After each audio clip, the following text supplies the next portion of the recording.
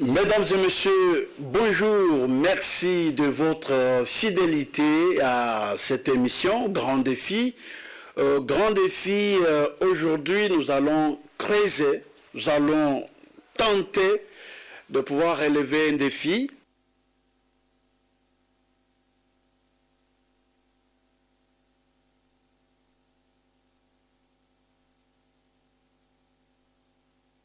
Peine à se relancer.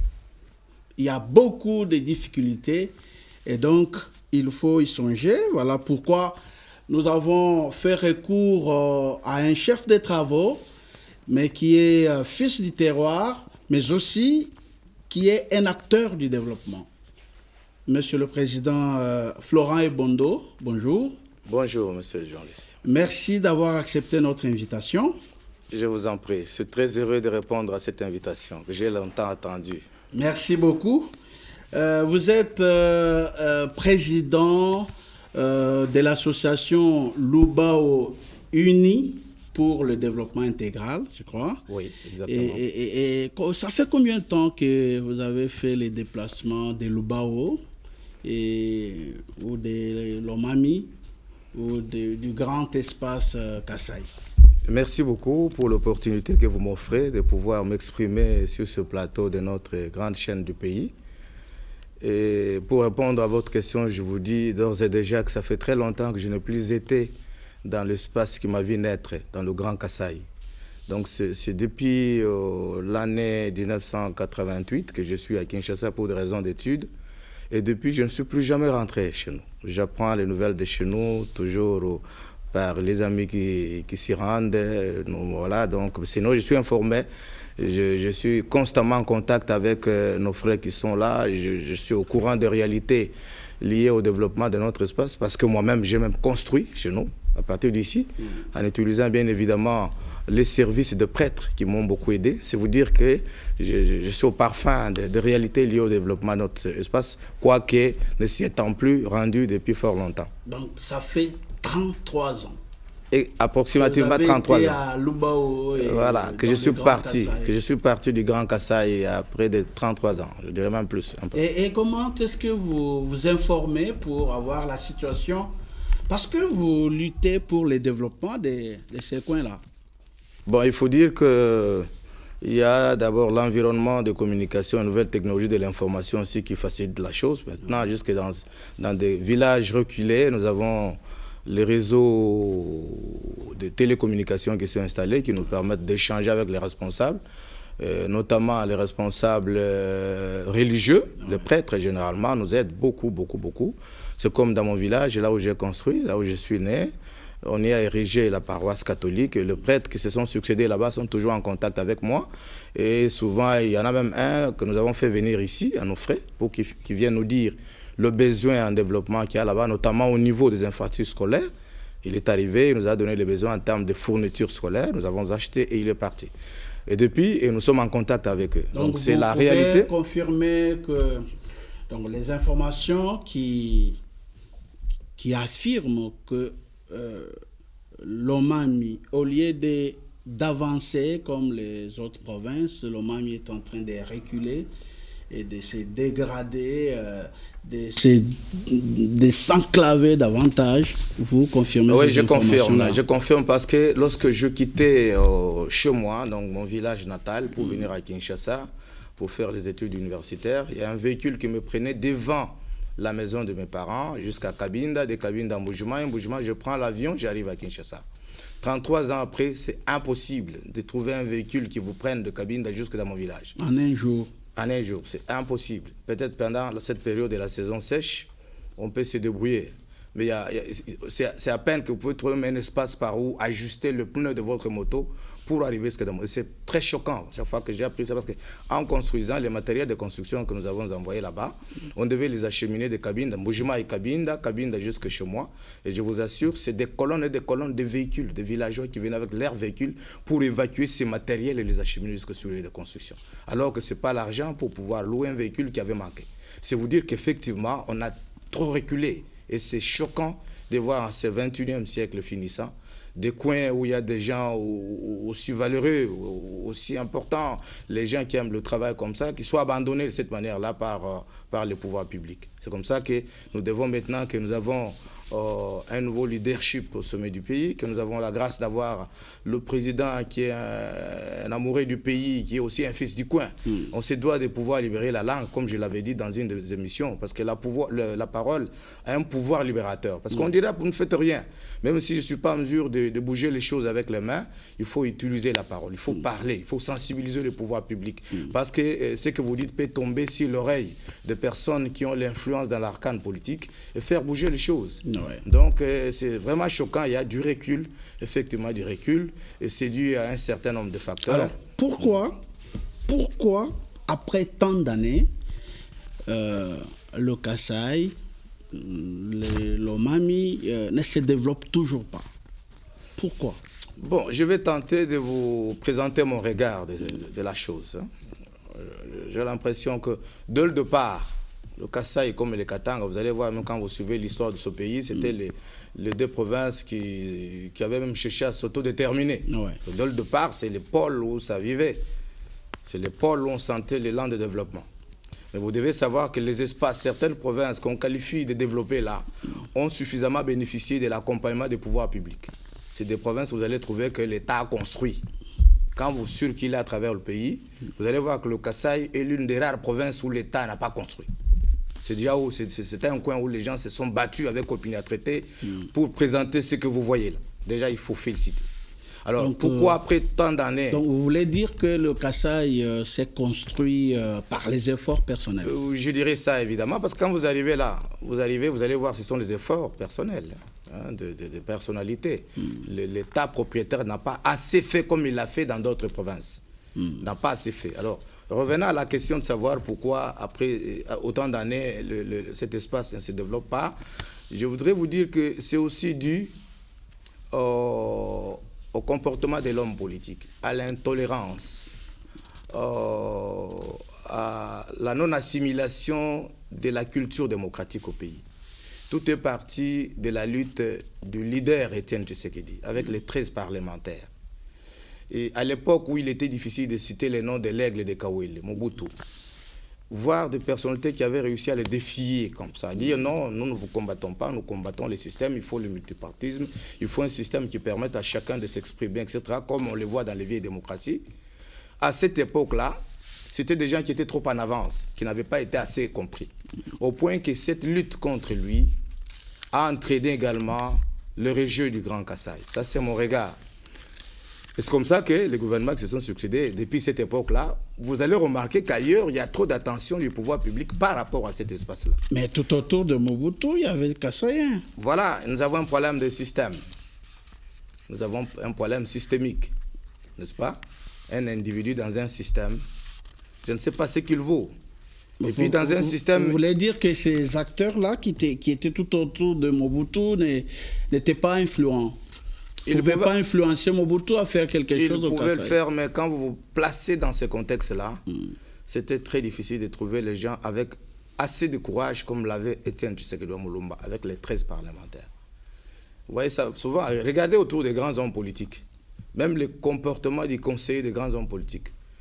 C'est des flatteurs. Rares sont ceux qui peuvent vous dire, chef, là, vous êtes dans les mauvais, voilà. Nous les vivons un peu partout. C'est comme si aussi la plupart des politiciens adorent ces petits flatteurs-là. Voilà, c'est vous, les rois, on vous aime partout. Mais les gens qui ont le courage de vous dire que là, vous êtes sur une mauvaise ligne, voilà, même avec politesse, ils ne sont pas nombreux. Et je crois que le leader de cette époque qui avait entouré l'aigle de Kawele, non seulement ils avaient peur de la mort parce qu'on supprimait facilement les gens, mais également beaucoup n'avaient pas ce courage qu'avait Étienne Tshisekedi. Pour revenir à Étienne Tshisekedi, pour vous dire le pourquoi de ce temps-là. Donc, pendant ce moment-là où il était difficile, même, on avait peur de citer le nom de Mobutu même dans sa propre chambre. Voir quelqu'un qui... Ce n'est pas pour rien qu'on l'avait même qualifié de malade mental, parce qu'on ne pouvait pas s'imaginer quelqu'un d'un tel courage. Alors maintenant, comme on le voyait comme un grand adversaire politique, il fallait le présenter comme un épouvantail. C'est comme ça que, de lui, on a généralisé à son espace.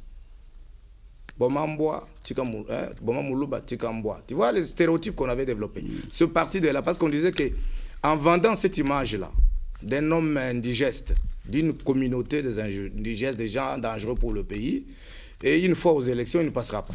C'est des choses qu'on montre même au niveau des laboratoires de sécurité, etc. Et ce parti de là, les stéréotypes que vous avez vus là, qui poursuivent les gens de cet espace jusqu'aujourd'hui, ce parti de là.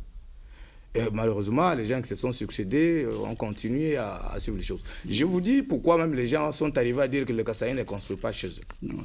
Dans ce contexte-là, est-ce que les gens savent qu'il était même interdit à ces politiciens qui étaient en vue, qui avaient des moyens de construire les maisons d'un tel type, construire tel type de maison dans cet espace? Vers les années 84, j'étais tout jeune dans la ville de Cabinda. Il y a un des 13 parlementaires, l'honorable Lusangangele, un des 13 parlementaires, cofondateur de l'UDPS, qui avait osé démarrer la construction d'un immeuble, un hôtel, endurable dans la ville de Cabinda. C'était pour la première fois que j'avais appris l'expression plastique. On a plastiqué, plasticage de la maison. On avait senti une déflagration terrible. On arrive, le mur par terre, l'explosif a sauté, c'est tombé. Non. Il voulait construire une maison en étage, on a plastiqué sa construction parce que c'était interdit de construire comme ça. C'est ce que les Congolais ne connaissent pas. Ces gens-là, ce peuple-là, vécu comme un peuple traqué dans son propre pays. C'est comme si ce sont des gens traqués. Et cette peur-là, si vous voyez l'honorable que j'ai cité, là, vous allez à l'Ikassia Lumbashi, vous allez voir comment il construit. Pendant la même période, vous construisez ailleurs, on laisse faire. Vous venez chez vous, vous osez, on plastique la maison. C'est la première fois que j'entendais cette expression, on a plastiqué la construction. Donc, découragé par cette persécution même chez vous, le peuple kassaïen, un bon travailleur, un bon guerrier, comme souvent face à des frustrations, on cherche toujours comment contourner, comment dévier les obstacles, au lieu de verser dans l'apathie. On cherche à dévier, contourner l'obstacle pour aller s'émanciper ailleurs où il y avait la possibilité de le faire. Alors, Mobutu est passé. Kabila Musée est venu. Tout autour des musées, il y avait aussi des Kassaïens. On a vu chez Okitundu et les autres. Quand on revient encore tout autour de Joseph Kabila, on a vu Prof. Lumano, directeur cabinet. On a vu Bochab, directeur cabinet. On a vu Chibanda, directeur de cabinet. Tous ces gens sont de l'espace Kassaï. Et est-ce qu'il y avait encore cette interdiction-là de ne pas mieux faire chez soi? Non, je ne pense pas qu'il y ait eu encore cette interdiction de manière ouverte, mais peut-être dans l'agir. Je suis psychologue malheureusement, moi je vais souvent au-delà du dit pour percevoir les non-dits, au-delà du pensé pour percevoir l'impensé. Je ne pense pas que les leaders passés, surtout le système, pas les acteurs, le système, je ne pense pas qu'il était très intéressé à pouvoir aider les Kassaïens à se développer. Parce que même quand vous voyez la gestion de l'AMIBA, qui était un pôle de développement, comme la GECAMINE, vous avez le comportement là, c'est comme si tout a été fait pour que cette AMIBA-là soit détruite rapidement, à travers le leadership qu'on y a installé. La gestion de l'AMIBA, l'État n'a pas financé, n'a pas appuyé, alors que quand les rébellions s'est succédé, c'est l'AMIBA qui a financé la guerre. C'est dès la... Rappelez-vous, dans la ville de Cabinda, on avait stoppé la rébellion du RCD là-bas. Parce qu'il disait quoi? Il suffit qu'on prenne Cabinda, c'est terminé, la route pour un jugement est arrivée. Il suffit qu'on prenne l'AMIBA, c'est terminé, on a Kinshasa. C'est là où il y avait l'argent. L'argent direct, ce n'est pas comme les minéraux du Qatar qu'il faut envoyer pour transformer. L'AMIBA, c'est à l'État qui brûle comme ça, vous avez des millions. À l'époque, on savait ce que c'est que l'AMIBA. Et le coin là n'était pas aussi sous-développé qu'il l'est aujourd'hui, parce qu'au moins c'est un pôle de développement qui avait des répercussions dans les sociétés de la population. Alors en voyant le comportement de l'État lui-même vis-à-vis d'une telle structure de l'AMIBA, on détruit presque l'AMIBA avec une mauvaise gestion de ce qu'on a envoyé là-bas. Les individus dans l'entretemps deviennent riches et là c'est terminé. On crée des sociétés parallèles tout autour. Vous sentez qu'il n'y avait pas la volonté d'aider ce peuple-là à pouvoir se développer. Même lorsqu'on a eu les premiers ministres, deux premiers ministres qui se sont succédés, qui sont de l'espace. Oui, c'est ce que j'ai dit. Donc je parle... Toujours apparemment, vous condamnez que le système... Je condamne parce que je n'ai pas senti vraiment que le pouvoir voulait faire quelque chose dans cet espace. Je n'ai pas senti. Le président Kabila avait de bonnes intentions, parce qu'il a déclaré des choses. Il est même allé jusqu'à Cabinda. Il a même vu l'état de la route. Il s'est embourbé même dans la route jusqu'au moment où il s'est dit, mais comment on peut en arriver là, tu vois? Parce que souvent, les grands hommes, ils sont là dans le macro. Les détails, ils ne connaissent pas. Mais dans l'exécution, il s'est passé des choses. Et moi, je dis c'est l'État, parce que quand je vous confie une mission et que vous n'arrivez pas à l'exécuter, je me dois de vous sanctionner. Ouais. Et pourquoi on ne sanctionne pas? On peut faire le constat que ce qui a été demandé n'est pas fait. Mais après, on laisse les mêmes personnes en train d'agir. Donc pour moi, je continue à penser que c'est l'État lui-même qui est pour beaucoup dans ce qui nous est arrivé dans cette province. Ce retard-là, en tout cas à mon avis, parce que quand je connais la vigueur de mon peuple, c'est un peuple travailleur. Donc regardez, vous refusez que nous puissions condamner la léthargie des filles et fils du Grand Kasaï ou de Lomami? Non, je ne refuse pas. Ou bien vous ne vous attaquez qu'à la volonté politique? Je parle à l'État, parce que c'est l'État qui organise tout. Mais il y a aussi la part de nous-mêmes. Parce que nous sommes arrivés également à diriger cette province. Quand nous sommes arrivés à la territoriale des originaires, c'est que moi je n'aime même pas cette histoire-là, qui arrive à exacerber le conflit intercommunautaire, etc. Nous avons eu nos fils à nous qui ont dirigé les provinces. Nous avons eu l'honorable Ngo Kassange, pour ne pas le citer très récemment, n'est-ce pas, qui a dirigé notre province. Pendant plus de 10 ans. Pendant plus de 10 ans. Mais la manière dont il s'est comporté dans la gestion là, le phénomène, en tout cas, je suis un libre penseur, je dois dire les choses telles que je les entends. Les phénomènes que les gens décrivent, ils sont en train de s'en prendre au Wewa, tout ça, ils ont envahi. Je vois comment on attaque ces vigoureux jeunes gens-là qui se sont battus comme des serpents dans le feu pour se maintenir dans la vie. Lorsque notre frère a dirigé la province, le secteur de diamants, les jeunes gens vivaient là-bas. Ils avaient des comptoirs, ils pouvaient acheter, vendre. Mais il est arrivé qu'au niveau des leadership, d'après ce que les jeunes nous disent, mais c'est une imposition, c'est même ce qu'on appelle la détérioration du terme de l'échange. Dès que quelqu'un a son diamant, vous ne pouvez le vendre que là. On vous impose le prix. Ils étaient comme les gens traqués comme pas possible, au point qu'ils ont vu que c'est de l'asphyxie. Comme c'est un peuple qui, quand on le brume, cherche toujours comment contourner. Ils se sont transformés en conducteurs de motos pour tenir la vie. Ils sont venus à Kinshasa ici pour la plupart. À l'époque, on n'avait pas. C'était aussi à une période où les transports étaient un casse-tête. Ils ont résolu un problème, ces jeunes gens-là. Il y en a beaucoup parce qu'à un moment donné, j'ai fait une étude autour de ces jeunes gens-là. Je cause beaucoup avec eux. J'ai découvert de jeunes gens qui ont des licences en relations internationales, en ceci, à Lubumbashi. Pour la plupart, ils avaient étudié là-bas. Après, ils sont rentrés chez nous pour travailler. Et pendant la période de notre frère-là, ils disent qu'ils ont vécu des phénomènes incroyables. Comment ils pouvaient tenir, même certains qui s'étaient mariés. Et ils sont arrivés pour étudier. J'ai même fait mon étude. Et donc, on condamne la léthargie des filles et fils du Grand Kasaï. Il y a eu aussi la part de la mauvaise gouvernance de nos frères qui ont participé à la gestion de notre espace. Ouais. Ça, il faut l'avouer. Mais la grande faute revient à l'État qui n'a pas assez fait pour chez nous. Comment on peut se retrouver dans un état presque animal comme ça, sans route? Sans route, mon frère. Je vous ai donné l'exemple, 33 ans après. On ne peut plus arriver là où j'avais quitté il y a 33 ans en véhicule. Est-ce que c'est normal au 21e siècle finissant? J'ai compris, vous avez condamné le pouvoir public, mais vous avez construit, vous l'avez dit tout à l'heure, vous avez construit une grande maison chez vous. Ouais. Et ce n'était pas dans le système là compliqué. Pourquoi les autres ne l'ont pas fait? Pourquoi nous disons c'est peut-être la léthargie des fils du coin? Bon, moi je crois que ces choses, il faut le relativiser. Ouais. Il faut le relativiser et non les absolutiser, pour ainsi dire. Parce qu'il existe effectivement des aînés qui ont fait quelque chose. Mais par rapport à la demande sociale, ouais, c'est tellement insignifiant qu'on n'en parle pas. Mais l'ampleur de la destruction était telle que, même si vous faites des efforts, ce n'est pas perceptible. Les aînés ont travaillé. C'est comme vous avez parlé du procès Lumano. Ouais. Même plusieurs autres personnalités du coin que je connais ont beaucoup fait. Il y en a même qui ont jeté des ponts, parce que ce n'est pas aux individus de jeter le pont. Ça, c'est l'affaire de l'État propriétaire. Mais il y en a qui l'ont fait. Il y en a qui ont construit aussi des résidences, à des endroits où il n'y en avait pas. Il y en a qui ont contribué à l'installation des eaux, avec les moyens de bord. Un peuple abandonné, mais qui s'est battu suffisamment avec opiniâtreté. Là, il faut les saluer. Parce que souvent, les gens ont tendance à dire, parce que nous nous promenons aussi partout, les gens exagèrent.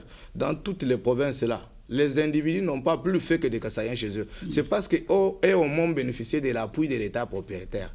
Quand vous prenez nos frères du Bas-Congo et du Bandundu, ils ont profité de ce que j'appelle la proximité par rapport à la capitale. Ils peuvent avoir facilement une bonne route jusque chez eux, ce qui n'existe pas chez nous.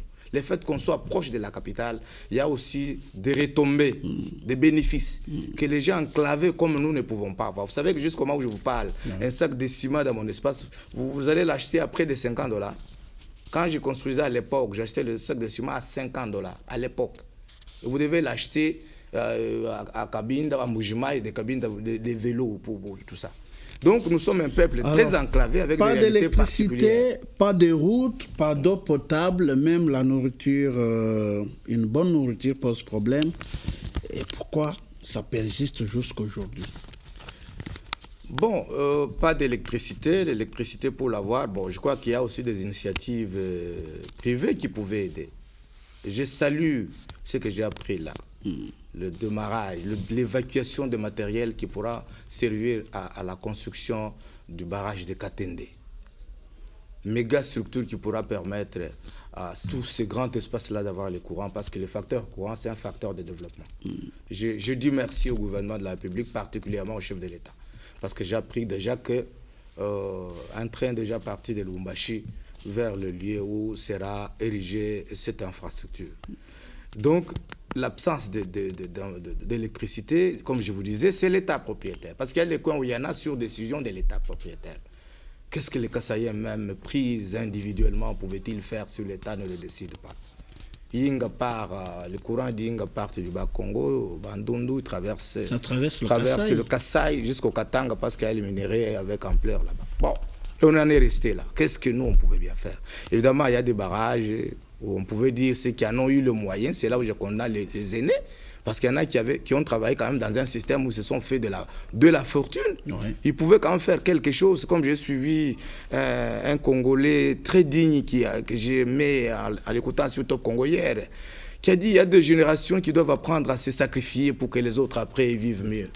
Mais cette culture de sacrifice, de se donner pour les autres, nous ne l'avons pas. Nous avons eu des gens qui ont eu de gros moyens, qui à eux seuls pouvaient faire des barrages, des mini-barrages, ça et là, aider la province à se développer. Il y a aussi notre part dans cette affaire.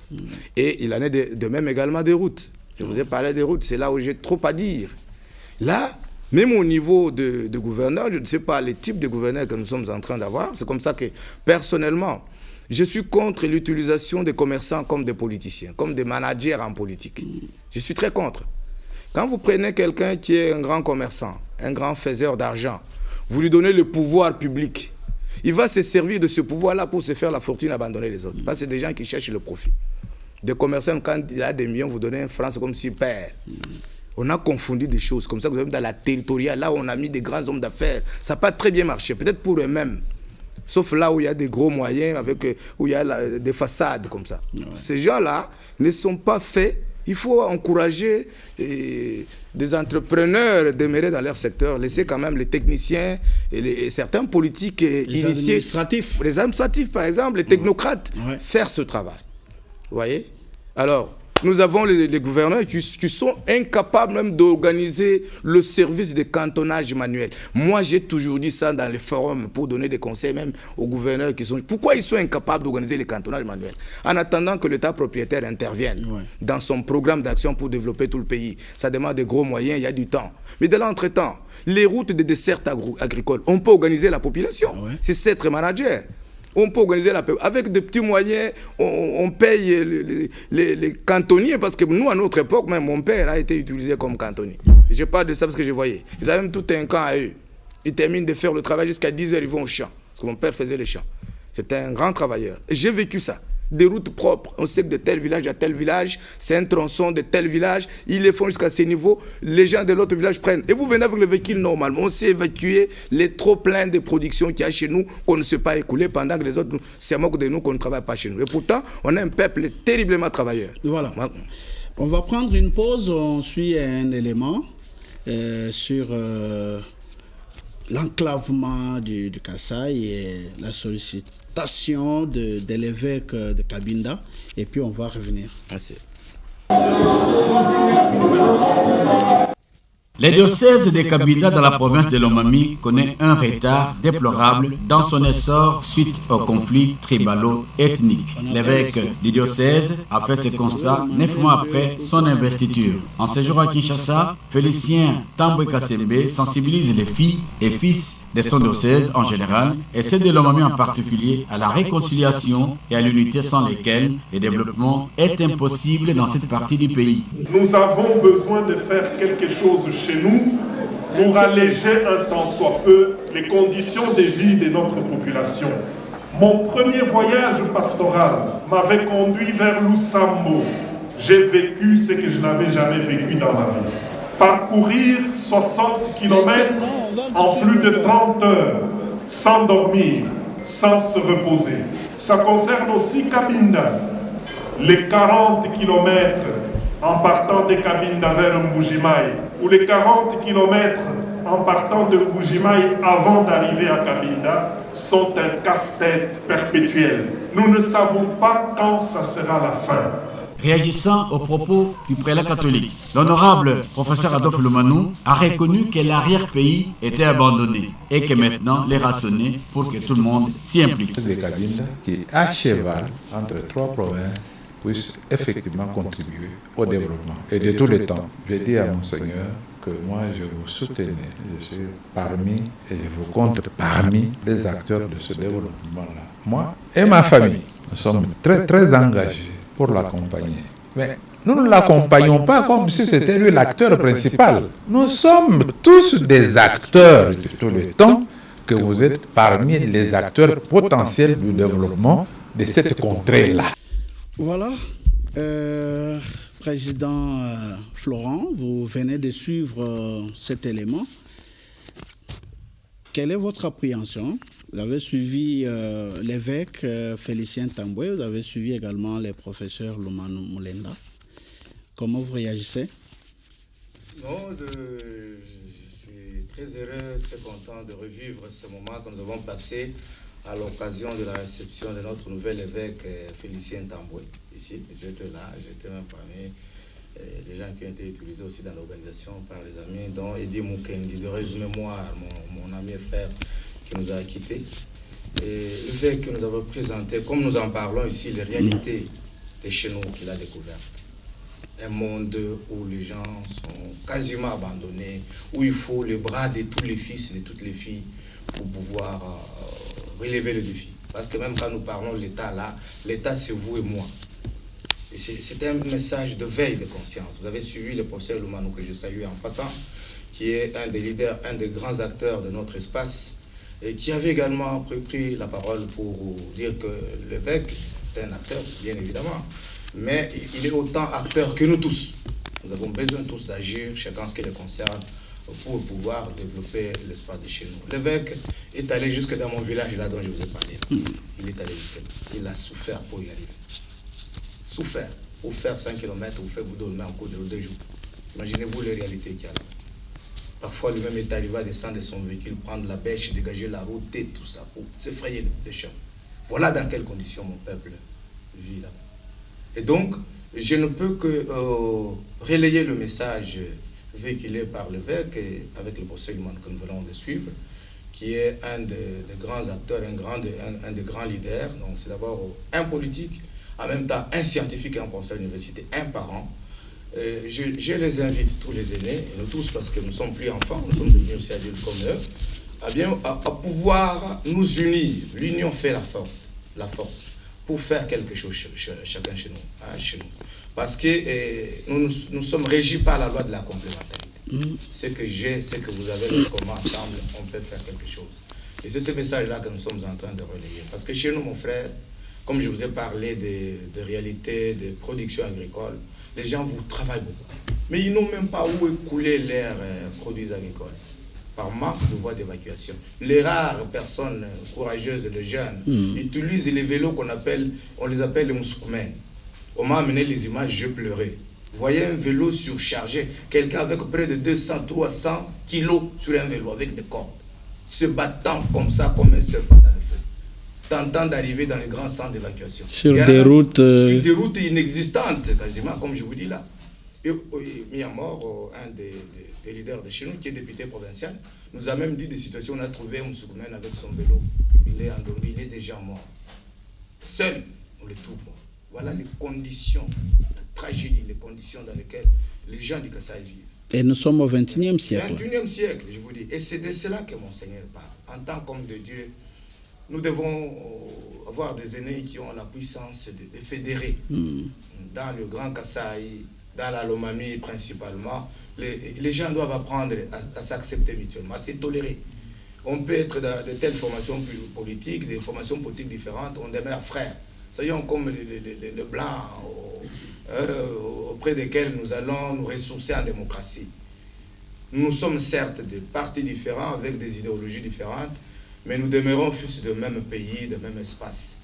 Nous devons apprendre à parler développement. Alors, est-ce que vous croyez que le message de l'évêque notable de cet espace-là a été bien intériorisé par les concernés? J'avais vu autant de notables sur les lieux. Oui, il y avait une crème de la Lomami autour de lui, parce que vous vous souviendrez que le diocèse de Kabinda est à cheval entre 3 ou 4 provinces. On était ces jours-là avec beaucoup de personnalités, même des provinces voisines, parce qu'on a les mêmes réalités. Ouais. Tout ce que nous avons chez nous, là, vous les trouvez au Katanga, vous les trouvez à Sankourou, c'est les mêmes réalités. On a été tous dans ces conditions. Alors j'ai l'impression que ce message n'a pas été très bien compris, ou bien la phase d'application ne se fait pas encore ressentir. Parce que moi je pensais qu'après lui, il y aurait même une sorte de table ronde, une sorte de rencontre, de réconciliation, où on se parlerait sans tabou, on définirait les grandes orientations du développement chez nous, comme je vais aller voir ailleurs. Mais jusque-là, apparemment, rien n'est fait. Apparemment, rien n'est fait. C'est ça qui me désole. La personnalité. Vous savez, chez nous, il y a un principe chez les Songi qui dit donc la force de la viande réside dans l'os. Quand la viande est accrochée à l'os, la viande a de la force. Et les os, ce sont ces aînés-là qui ont de l'expérience, qui nous ont précédés dans la vie. Et qui en ont aussi les moyens. Parce que vous savez, il y a quelqu'un qui me disait là, bon, vous dites ça, mais vous n'avez pas invité les gens. Pour inviter quelqu'un chez vous, il faut avoir un cadre pour le recevoir. Il y a des aînés qui ont quand même le minimum qu'il faut pour fédérer, pour inviter à la réflexion, pour prendre l'initiative de nous retrouver, de transcender ces clivages liés à l'appartenance politique. Nous sommes un même peuple. Si j'adhère à ce parti, c'est pour que je me retrouve, que quand ce parti gagne, que je puisse gagner avec ce parti et faire gagner aussi le mien. Vous voyez, c'est comme ça que les gens devraient penser. Pas penser que parce qu'il est de gauche ou de droite, il est mon ennemi. Nous devons arriver à comprendre ça. La personnalité qui était sur le point de nous aider dans ce sens, que nous avons eu déjà contacté, parce qu'on l'avons rencontré à 3 reprises avec ce besoin-là, c'est le patriarche qui t'enguise de heureuse mémoire. Vous avez vu, à grande échelle, ce qu'il faisait déjà. Il aidait même les personnalités de beaucoup de provinces à se réconcilier. Et nous, on lui avait dit, mais ce que vous faites ailleurs, on a besoin de le sentir aussi chez nous. Aider la classe politique à s'entendre. Parce que c'est les leaders qui donnent l'impulsion. Nous, on est des jeunes. Au lieu d'avoir des gens qui sont dans des strates, des petits groupes qui se tirent dessus, c'est là qu'on est de tel camp plutôt que de tel autre. Avec les jeunes gens instrumentalisés dans les réseaux sociaux. Nous ne voulons pas de cette politique sale. Nous voulons d'une politique propre où les gens parlent d'idées. Qui peut amener le développement. Qui peut amener le développement, qui peut nous unir. Pas ces histoires-là de théories dépassées, de sciences politiques. Non, c'est des bonnes guerres. On ne se fait pas des cadeaux. Non, non. Nous ne voulons plus de ce genre de politique inutile. J'ai entendu un ami qui dit non, on ne peut pas préparer les omelettes sans casser les œufs. Faisant référence aux gens qui, une fois frustrés politiquement, il va prendre les armes pour tuer quelques Congolais, on négocie avec lui, on les met au pouvoir. Un ami ose me dire, je le regardais fixement, il est même des sciences politiques, je le regardais fixement, non, on ne peut pas, vous savez, en politique, on ne prépare pas les omelettes sans casser les œufs. Bon, les œufs, c'est un Congolais, vous tuez un Congolais, vous là, pour avoir un poste, et vous pensez que vous avez résolu un problème. Vraiment. Et vous, comme individu, vous êtes un être mortel comme celui que vous avez tué. Nous avons besoin d'avoir une politique pensée autrement. Et je voudrais que ça se passe chez nous. C'est comme ça que j'invite les aînés. Ils sont nombreux, les professeurs Lumano, les professeurs Yoko, la Lomami. Je vois les grandes personnalités que nous avons également vers Mwenedi Tungandaji, que je suis dans les réseaux sociaux. Cette pléiade d'intellectuels que Dieu nous a donné. On a des savants chez nous. On a des intelligences. Mais pourquoi on ne veut pas utiliser ces grandes intelligences-là pour la promotion et l'épanouissement de votre peuple, de notre espace. Ouais. On a besoin de ce genre de rencontres, si on peut avoir une rencontre citoyenne, une rencontre de vérité, de réconciliation, pour que les gens laissent de se regarder comme des ennemis. Ouais. On ne peut pas faire la politique comme ça. Donc Même vous pensez que c'est cette rancune-là, cette méthodologie utilisée par les grands qui empêche le développement? Oui, j'ai découvert ça. Parce que même quand vous voyez les jeunes gens qui s'entre-attaquent dans les réseaux sociaux, lorsque vous suivez de près, j'ai eu à faire une étude, c'est des gens, de grands qui sont derrière les jeunes gens, tout ça. Alors, la misère, d'accord. Ils le font souvent lorsqu'on s'approche des échéances électorales. J'ai découvert cette histoire. Vous ne pouvez pas chercher à descendre l'autre pour que vous puissiez avoir un discours de campagne. Le discours, ce sont les réalisations, ce que vous faites pour cette communauté-là. Vous êtes par exemple député, qu'avez-vous fait pour vos élus? Vous êtes au Parlement, quel discours, qu'est-ce que vous avez défendu? Même avec vos avoirs, pour ceux qui en ont, qui ont eu exercé les mandats, qu'avez-vous fait? On en voit aussi les députés qui aident les gens ici, même les étudiants. Il y en a beaucoup, j'ai vu même lorsqu'on avait fermé l'université, certaines grandes personnalités de chez nous prendre même les étudiants en charge. Voilà ce que nous saluons. Plutôt que d'avoir des gens qu'on utilise pour accuser tel, on attaque celui-là, non, il n'a rien foutu, tout ça, même ce que vous faites, on banalise. Nous voulons l'émulation, mettre en évidence ce que les autres ont fait de bien, afin que par effet d'incitation, les autres puissent emboîter les pas. Pas passer le temps à accuser, à tirer, à instrumentaliser les enfants. Nous voulons une politique propre. Voilà. Je crois que vous avez été très bien compris. Vous avez parlé, vous avez plaidé. Les politiques ne font absolument presque pas quelque chose. Il y a division. Alors, que faire concrètement pour relancer le développement de Lomami? Bon, nous parlons de développement. Nous parlons d'abord du facteur humain pour se développer. Le facteur humain, c'est l'utilisation rationnelle de l'homme. L'homme du Grand Kasaï, l'homme de la Lomami. Il faut savoir l'utiliser rationnellement. Pour l'utiliser rationnellement, il faut le dépouiller de ses clivages par un discours nouveau. Parce que je ne vois pas une autre magie. Il faut également, quand je dis l'utilisation rationnelle, même dans le placement des responsables gestionnaires de cet espace. Il faut opérer un choix judiciaire responsable des dirigeants de notre espace, en termes de gouverneurs. Il faut voir un profil d'un rassembleur, un technicien, un technocrate avéré. Pas un commerçant. Pas de commerçant. Pas un opérateur économique. Moi, en tout cas, ça c'est mon point de vue depuis. Vous avez une mauvaise expérience de ces gens-là. Oui, oui. Et j'ai compris, moi, comme je vous dis, là, je vais au-delà du dire, recevoir le non-dit. Je crois que les personnes capables de ce développement existent. Quand je vous dis déjà l'organisation du cantonnage manuel, ça demande quelle magie? Ça demande. C'est des petits trucs qu'on paye aux gens. Au lieu d'avoir des gens qui passent leur temps dans des communes là où ils peuvent avoir l'argent, retourner aux parrains, il faut quelqu'un qui a le sens de privation de soi. Non seulement il est outillé suffisamment en termes de connaissances, en termes d'expérience, mais il faut également avoir le cœur. Parce que le problème dont nous souffrons dans ce pays, ce n'est pas l'absence de tête. Nous souffrons plus de cœur que de tête.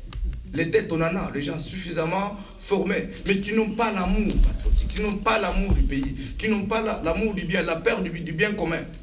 On lui donne le bien de tout le monde pour gérer ses combats comme il est dans sa maison. Les jours où nous allons trouver ce type de profil-là réuni dans quelqu'un, et que nous allons l'avoir comme gouverneur, qui sait que j'ai des comptes à rendre, qui a peur aussi des dieux, surtout des dieux, pas des gens à rendre. Là, vous êtes en train d'avertir les députés provinciaux. Oui. Pour les choix qu'ils doivent opérer. Voilà. Ils doivent sortir des schémas politiciens inutiles. Non, c'est le tour de... Bon, évidemment, il y a des pratiques de notre province qui... La géopolitique. La géopolitique, bien évidemment, ce sont des réalités politiques. Mais dans cette géopolitique-là, il faut un bon choix. Voilà. Il faut un bon choix. Pas quelqu'un qui vous aura distribué de l'argent à gauche, à droite, parce qu'il en a, parce que quand il va venir, il doit commencer par récupérer son argent. Les gens, meilleurs profils, on en a.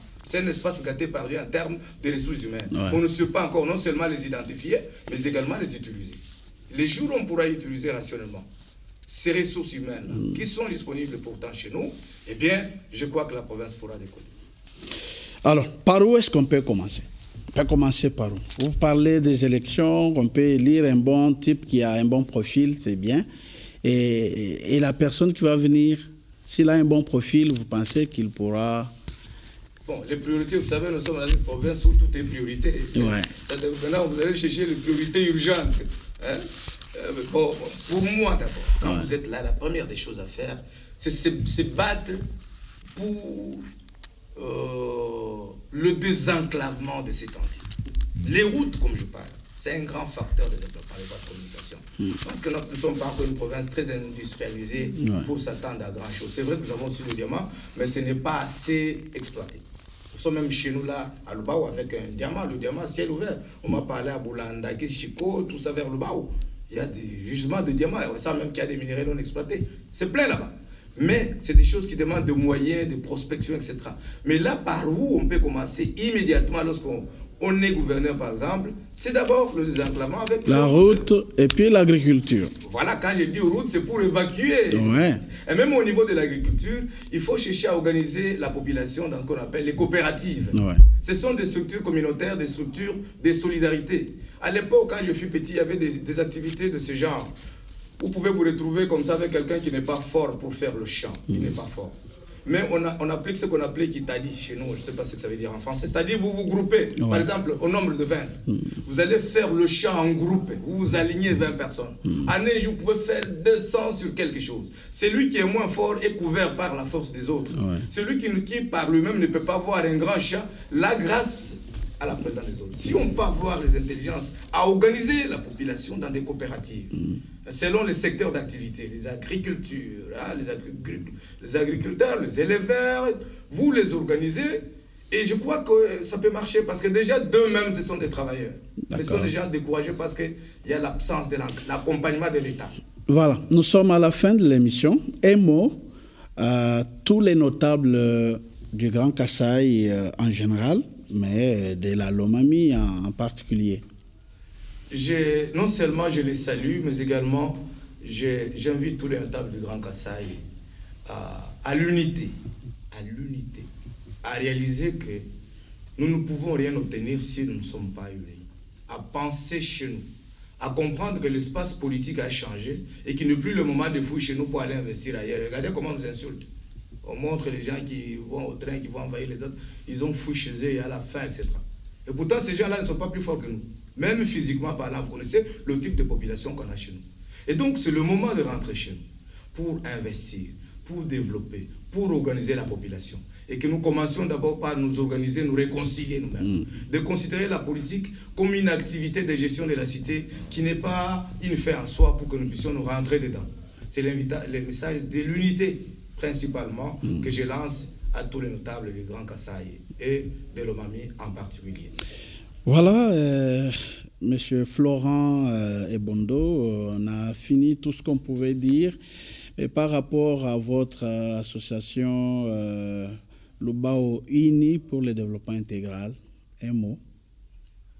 Voilà, je voudrais saluer non seulement les membres du comité directeur et profiter de ces micros pour remercier le chef de l'État qui a promis beaucoup de nos frères au grade supérieur au sein de la police nationale congolaise, au sein des FARDC. Je rends grâce à Dieu pour cela, parce que nous avons des gens qui servent sous le drapeau. Il y en a qui sont là depuis la période de Mobutu, avec des bravos terribles, qui étaient bloqués et qui sont promus comme beaucoup d'autres Congolais. J'en profite pour féliciter les élèves promus, mais également remercier le chef de l'État et toutes les autorités de mon pays, tous les animateurs des institutions de la République. Et j'appelle également les membres de l'UDI, Lubao Uni pour le développement intégral, dont je suis le président en exercice, toujours à l'unité également, et à penser chez nous.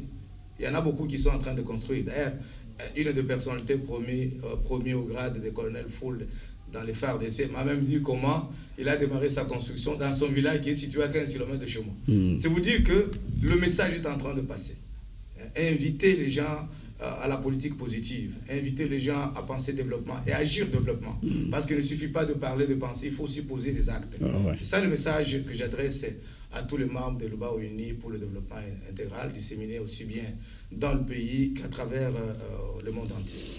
Merci beaucoup, Monsieur le Président Florent Ebondo. Je rappelle que vous êtes chef de travaux à l'UPEN. Vous êtes également président de l'association Lubao Uni pour le développement intégral, mais aussi vous êtes un acteur de développement. Merci d'avoir été les nôtres.